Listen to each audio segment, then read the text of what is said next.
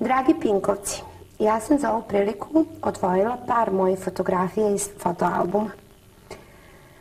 Na ovoj slici sam ja mala devojčica koja ima 2 godine u jednoj lepoj čipkastoj haljinici koja je samo za ovo slikanje donešena specijalno iz Italije.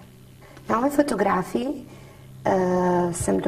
uslikana sam naravno na maminom radnom mestu u Sivu 2.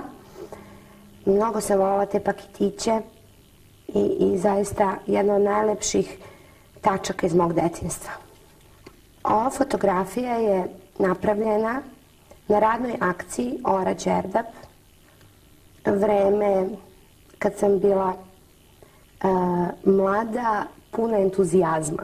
Moj prvi Milano, ovde sam malo dala ideju Perhanu kako treba da se slika ispred katedrale. Slikica kada sam prvi put u životu dezertirala. Mislim da mi se to neće ponoviti.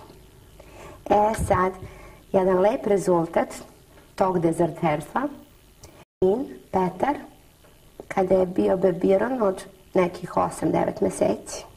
Nažalost, jako kasno sam se krstila. Službeno sam bila u Beču, ali sam čula da Vanessa zajedno sa Kebom peva u jednom restoranu u Beču, tako da sam svratila sa prijateljicom i malo smo se družili. Jedna od mojih fotografija kada sam pevala, doduše privatno, druženje kod jednog mog dobrog drugara na isto danu dezerterstva. Ja ga tako zovem, šalim se. Najlepši dan, naravno, u životu na njegove svadbi. Sa proslave Nove godine, ja, moja kuma, Zdravko Čolić, bilo je lepo. Čola je pevao, Vesna Zmijanac je pevala, bili su trubači u Hotel Metropol. Ovo je fotografija sa Tajlanda gde sam se ja sa prijateljicom popela i provozala na slonu. Ja sam naravno bila na osvešćenju kod Budinog učenika i tada sam dobila narukvicu želja gde sam trebala da pomislim 3 željice i zavezali su mi 3 čvora.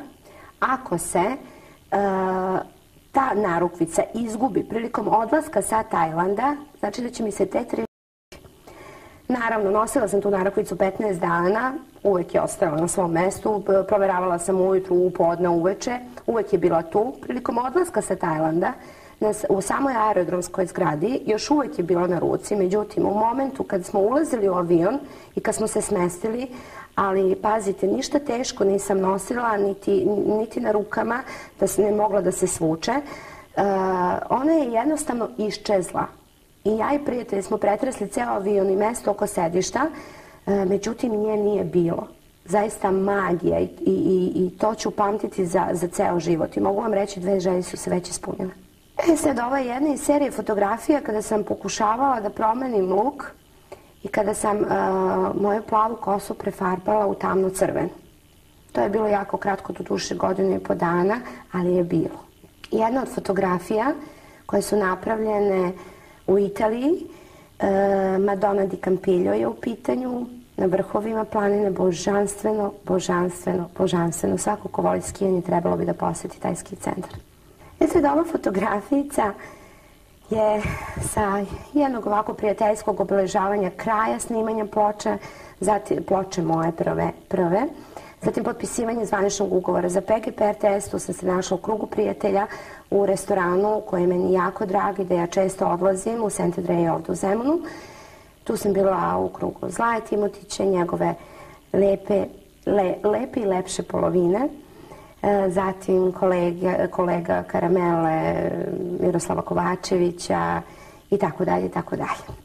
Ova fotografija je sa snimanja jednog od spotova. Ovde je sad u pitanju spot Ko će da me uteši. Slika gde smo ja, moj maneken, moj lik iz spota i Deki Milićević. Ovo je već fotografija sa promocije.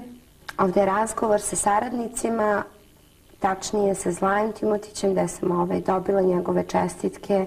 Ova mi je fotografija jako draga, iz prostog razloga što nikada u životu nisam dobila toliko cveća. Na ovoj fotografiji smo na takmičenju amatera za prvi glas Pomoravskog i Podunavskog kraja koji se održao u Lipama kod Smedereva. Ovde sam ja sa mojim dragom prijateljicom Tinom koja je zaista sa mnom na svim putovanjima i gostovanjima. Ovde sam ja sa mojim sinom. Ovo je slikica u Oslovendana gde je moj sin pevao, jer to je jedan od delova programa. Pa izgleda kreće maminim stopom. I ovde za kraj opet ja puno pozdravlja, voli vas i ljubi vas, Vesna Rivas.